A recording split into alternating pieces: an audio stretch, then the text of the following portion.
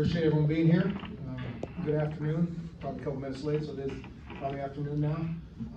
Obviously, we're excited to get things kicked off and going. It's been a long physical training camp, and I could definitely tell last week we're to the point as a football team that we're kind of tired of practicing against each other and want to spend some time preparing for a game and playing someone else. And so there's a new kind of energy and excitement around the building. Obviously, it's game week, so that should help improve our practice efforts. Obviously, I want to say thank you to the fan base. Season tickets being sold out. It's going to be a heck of an environment around here come Saturday. And that definitely has the players excited. Anytime you're a competitor, you're a player, you want to play in front of a packed house in an electric environment. And so thank you to the fans, because I know they always create that here. But we're excited to get things kicked off. We face a very quality opponent. It's going to be a challenge for us. Coach Selfo and his staff, they've done a tremendous job. Obviously, they're coming off a conference championship winning season. They're co-champs of that conference last year, and I believe that in the head-to-head matchup, they beat the team they shared it with.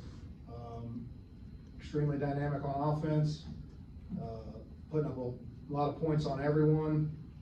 Very sound, fundamentally sound, schematically sound on defense.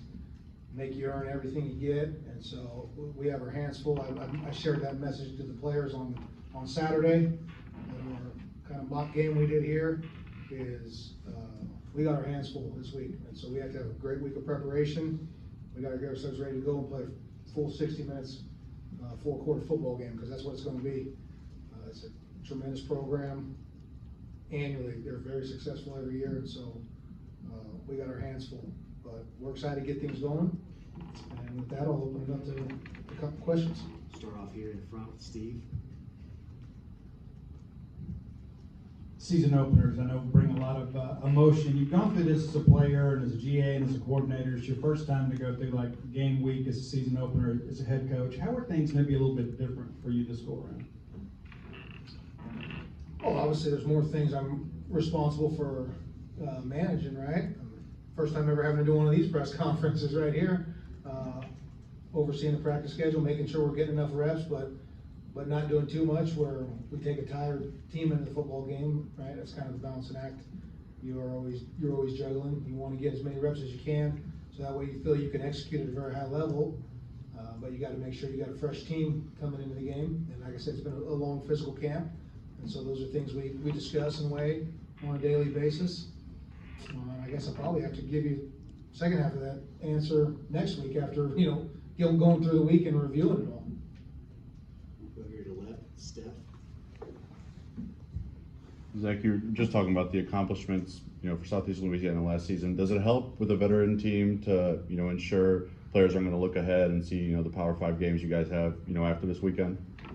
I think the easiest thing to, obviously we watched quite a bit of film already. We spent last week getting into some scout work and treating it like a game week. So we've been working on them a little bit. We watched quite a bit of film, but you don't have to watch much film to know, right, that you're playing a very talented football team. They can spread you out, run a lot of great route concepts, that stress coverage. Get a transfer quarterback coming in who's first team preseason all conference, and the returning quarterback is the second team preseason all conference, right? So obviously you worry about a team anytime you get that type of veteran presence at the quarterback position, because that's who makes an offense go. And so for them to have first and second team preseason all conference at quarterback position, that'll catch your attention real quick. Yeah. Obviously, we saw the depth chart come out today. I just want to know, how locked in are you on those starters? How much do you continue to evaluate that, just even throughout the week? Even though you do list guys as a starter. Oh, I'll go all the way through the week, of course. Right? You can't play a guy if he has a horrible week of practice and doesn't know the game plan or doesn't execute and making assignment errors. And so, every player knows and understands that. That's part of it. But those guys they certainly have the leg up. That's why they're listed number one in that position right now. So, John, back. Hey Zach, how's it going? You were talking about how kind of a lot of stuff is new for you, obviously, with this first week, and something else that'll be new is kind of those head coaching in-game adjustments. I was just wondering if you had kind of done any preparation this kind of spring or summer to kind of prepare for those moments, for those in-game adjustments by a head coach, and what's kind of gone into that? obviously being a defense coordinator the last 3 years, you gotta make in-game adjustments all the time in terms of the defensive schematics. I guess if you're asking me more about, timeout strategy, managing the clock, yeah, certainly that's been a big part of my off-season study. And now again, with the way analytics have kind of taken over the game, there's a whole lot of theory and charts on when to use them, how to use them. So it's been interesting off-season reading, yeah. Steve? As a head coach, and I know you've had a very eventful career, even in the short time that you've been around, but who do you maybe lean on? Who were some people maybe as you kind of prepared for this position and for this season that maybe you reached out to for some insight? Oh, I think big thing, I've said it since I got hired, right, is the reason who the staff is here. And again, there's over 100 years of SEC experience on the current staff. There's quite a few former head coaches, Joey Jones, Steve Campbell work in the building. They're not on-field coaches, right? But they've got quite a bit of head coaching experience. They coach a lot of games, so they're guys I talk to about situations. And yeah, I talk to other people too who I've worked with or know that are off at other places now. I won't bother mentioning their names, but we've got a lot of experience right in the building that provides a lot of support to me. If there is a situation or an issue that I want to talk through with a former head coach, they're right there in the building. I don't really need to call a whole bunch of people around the country. Danny? Tony Hughes also been a head coach before too, so. Coach, along those lines and piggybacking off maybe what John asked you earlier, just maybe coaching the bowl game last January, not even a year ago, does that help you coming into this season that you do have a game experience, having that opportunity to at least get your feet wet as a head coach? I don't know, I'm gonna be honest with you. I think this is one of those things where the result of the game kind of determines what the evaluation is by everyone in the media, right? If you lose, obviously it didn't give you much experience and valuable teachable moments, and if you win, people kind of blow right past it. So yeah, I think anytime you have experience doing something, I talk about that with the players, right? If you can play a guy who's got a whole bunch of experience as opposed to playing a first-time starter, yeah, there's value in that, right? It's always nice to have a veteran, experienced team coming back. I imagine it's the same thing with coaching. Steph? Coaches, do you guys talk at all, with players about the preseason projections and use it as motivation with, State being picked to finish last in media poll and things like that? Certainly not right now. We got to prepare for an opponent. And nothing about spending time worrying about preseason projections. All that does is distract us from the job at hand, and that is preparing for Southeast Louisiana. And we have to control what we control. Only we can control how we prepare, how we show up at work every day this week, ready for the game on Saturday. That's the only thing we need to be focused on. Paul?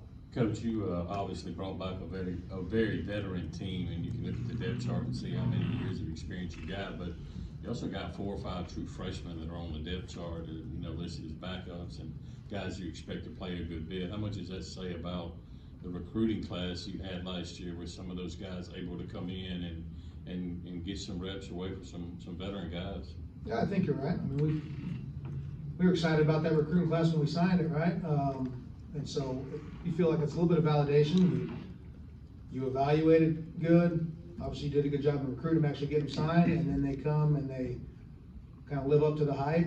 And now you feel confident that you could throw them out there as a true freshman and play at this level of football.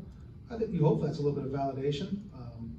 It's like everything else, right? Until we actually throw them out there and see what they do and in the fire, it's all potential at this point. Jason, from back? Hey Coach, obviously you're going to be looking for a win this week, but what would you say has to happen on the field this weekend for you to say it was a successful first game for you? Well, I do believe in the kind of keep it simple, stupid method, right? Win is the first part of that. There's no such thing as an ugly win, right? Win is hard to do. I mean, you put in a lot of work. You put year-round work in for 12 guaranteed opportunities. So winning is obviously the most important thing. There's some issues that have shown up throughout training camp that we have got to get addressed in order for us to give ourselves the best chance to win. We got a great ball security on the offside of the ball. You can't beat yourself by giving away possessions. We have got to tackle better on defense, simply get lined up to formations or when shifts and motions happen at times. We feel real good about our ones on both sides of the ball handling some of those issues, but it kind of piggybacks off that last question. You got a lot of true freshmen sometimes when you're too deep. Changes can affect them, right? They don't handle it as well as an experienced guy does, and so I'd like to see us control the ball on offense, not give it away. You don't want to see fumbles. You don't want to see a whole bunch of penalties. Pre-snap administrative stuff, which typically plagues teams kind of the first week of the season. And then hopefully we run around and tackle on defense.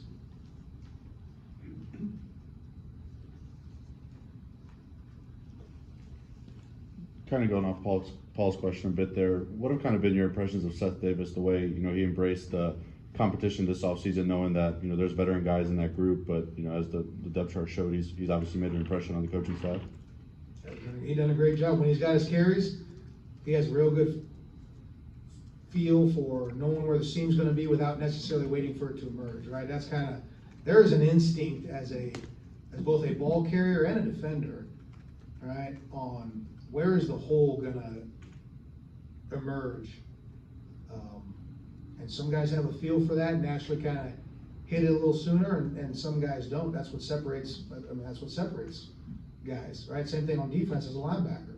Some guys can kind of feel the way the movement is and fall back off the wash or know where the seam's going to emerge and they go fill it. And some guys pop their feet and stay at 5 yards forever and then never get downhill and make a tackle.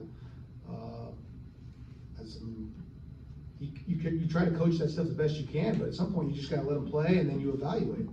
Seth's done a really good job. When he's got his carries, he seemed to always kind of hit the hole, and he does a good job of never really getting hit square on contact. He's a little smaller stature guy, but he does a good job of manipulating his body, so it's never true. He's never really taken a huge shot so far in camp, which is kind of a skill set as a ball carrier as well, glancing blows. Justin? Zach, obviously you said the depth chart is still fluid throughout the week, but what gave you confidence that the guys in the secondary next to the Cameron, Sean, Hunter, Marcus, and Asias are ready to be those guys to step into those starting roles?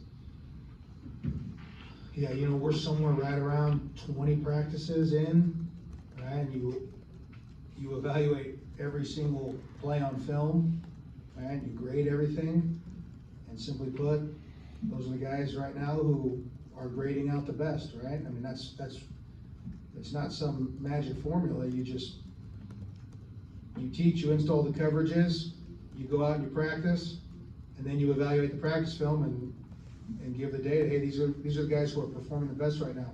They get lined up in the right positions, they got their eyes in the right place, they react accordingly based on what their key tells them to, and they put themselves in the best position to make plays and not hurt the defense by giving up an explosive. And we're going to continue to evaluate that all week and figure out who the best 5 are. Anything else?